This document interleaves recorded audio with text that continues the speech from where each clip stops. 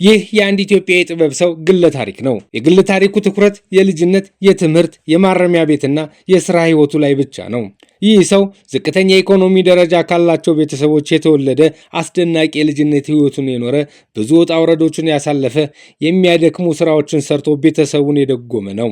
ዛሬ ደግሞ በኢትዮጵያ የፊልም ሥራ ውስጥ በትወና የተጠበበ ውድ ተከፋይ ከሆኑ ተዋናዮች ግንባር ቀደሙ ነው። ይህ ኢትዮጵያዊ ኪነት ሰው ግሩም ኤርምያስ ገብረስላሴ ወይም ግሩም ኤርምያስ ወጋየሁ ይሰኛል። ይህን መርሃ ግብር ስናዘጋጅ የተጠቀምናቸው የመረጃ ምንጮች በተለያዩ ሚዲያዎች የሰጣቸውን ቃለ መጠይቆችን ነው። በአብዛኛው እርሱ ስለ ራሱ የተናገራቸውን በዋናነት ተጠቅመናል። ግሩም ኤርምያስ የተወለደው በአዲስ አበባ ከተማ ተክለ ሃይማኖት አካባቢ እንደ ኢትዮጵያ አቆጣጠር መጋቢት 7 19 ዓመተ ምህረት ከዛሬ 48 ዓመታት በፊት ሲሆን እድገቱም እዚያው ተክለ ሃይማኖት ነው። ግሩም ለእናቱ ለወይዘሮ ወጋየሁ የመጀመሪያ ልጅ ሲሆን ለአባቱ ለአቶ ኤርምያስ ደግሞ ሶስተኛ ሲሆን በአጠቃላይ እሱን ጨምሮ 7 ልጆች ናቸው። የልጅነት ዘመኑን እህትና ከወንድሞቹ ጋር እንደ ማንኛውም የአካባቢው ሕፃናት እየተጫወተ የአካባቢውን ሰዎች ተግባርና እንቅስቃሴ እየወረሰና እንደነሱ እየሆነ ዕቃቃ ጨዋታ እየፈጠረ ማደጉን ይናገራል። በተለይ ኩመላ የሚባለው የወፍጮ ቤት ሰራተኛ በትህትና ለመኖር አርያው መሆኑን ይመሰክራል። ከአክስቶቹ ጋር ስለኖረ አክስቶቹን እንደ እህቶቹ የሚያይ ቤተሰቦቹን የሚወድና የሚያከብር ነው።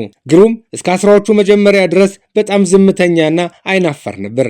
በሄደበት ቦታ ሁሉ ዝምተኝነትን የሚያዘወትር ከለመዳቸው ሕፃናትና ከእህትና ወንድሞቹ ውጭ ብዙ የማይጫወትና የማይግባባ ነበር። በዚህ ባህሪው አጎቱ ብዙ ይጨነቁ እንደነበረ ይናገራል። ከ10ዎቹ አጋማሽ ዕድሜው በኋላ ግን ይህ ባህሪው የተሻሻለና የጉርምስና ዕድሜው አስቸጋሪ እንደነበረ ይናገራል። በልጅነቱ ስፖርት መስራት የሚያዘወትር ሲሆን በተለይ ለቦክስ ስፖርት ትልቅ ፍቅር ነበረው። ግሩም በልጅነት ዕድሜው ፊልም ማየት ይወድ ነበር። ለመጀመሪያ ጊዜ ፊልም ያየው በሲኒማ ራስ እቱቱ ከምትባል አክስቱ ጋር ነበር። ፊልሙም አርኖልድ ሸዋዚንገር የሚተውንበት ነበር። ከዚያ በኋላም በሰፈር ውስጥ በሚገኙ ቪዲዮ ቤቶች እነ ጃን ክላድ ቫን ዳም እና ሌሎች የሚሰሩባቸውን ፊልሞች ይመለከት ነበር።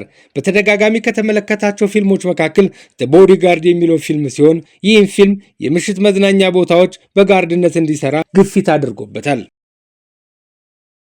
ግሩም ኤርምያስ የመጀመሪያ ደረጃ ትምህርቱን ያጠናቀቀው በአለሚያ የመጀመሪያ ደረጃ ትምህርት ቤት ሲሆን የሁለተኛ ደረጃ ትምህርቱን ደግሞ በአዲስ ከተማ ሁለተኛ ደረጃ ትምህርት ቤትና በአየር ጤና ሁለተኛ ደረጃ ትምህርት ቤት እና በማረሚያ ቤት ሆኖ እስከ 12ኛ ክፍል ድረስ ተምሯል። የመጀመሪያ ትምህርቱን ከመጀመሩ በፊት በቄስ ትምህርት ቤት ለ1 ዓመት ፊደል ቆጥሯል። ግሩም ኤርምያስ የአያቱ ስም ገብረስላሴ ቢሆንም የአያቱን ስም በእናቱ ስም ግሩም ኤርምያስ ወጋየሁ ብሎ ይጠራል። ይህ ስም በሕጋዊ ሰነዶች ላይ እንደሚጠቀምበት አልተረጋገጠም። የግሩም ኤርምያስ መደበኛ የትምህርት ሕይወት በቄስ ትምህርት ቤት እየተጀመረ በማረሚያ ቤት ቢጠናቀቅም እስር ቤት እስከገባ ድረስ በትምህርቱ ደካማ እንደሆነ ተናግሯል። በማረሚያ ቤት ግን የትምህርት አቀባበሉ ተሻሽሎ የደረጃ ተማሪ እንደሆነ ይናገራል።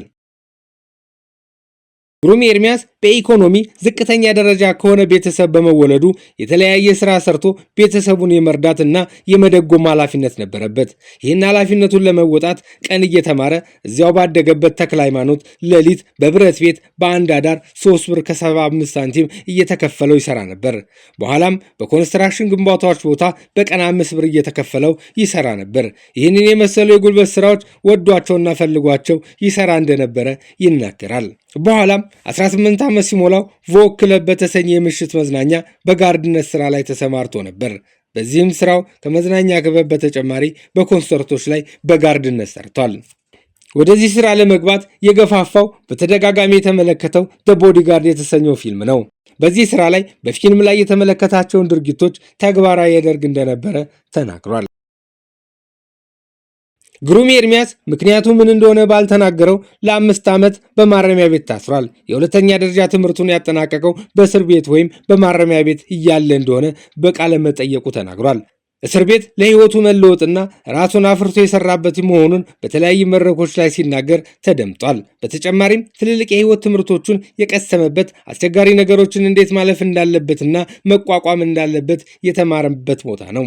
በተጨማሪም በሰውነቱ ላይ ያለውን የመስቀል፣ የትንሣኤና የእርግብ ንቅሳት በባህላዊ መንገድ የተነቀሰው በእስር ቤት መሆኑን ይናገራል።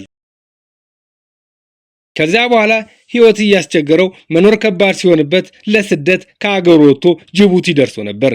ከዚያ በኋላ ህይወት እያስቸገረው መኖር ከባድ ሲሆንበት ለስደት ከአገሩ ወጥቶ ጅቡቲ ደርሶ ነበር። ጅቡቲ ከደረሰ በኋላ በዚያ በነበረው የኢትዮጵያ ኮሚኒቲ የህይወት መንገዱ የቀየረውን የሆሊላንድ አርትስ አካዳሚ ማስታወቂያን ተመለከተ።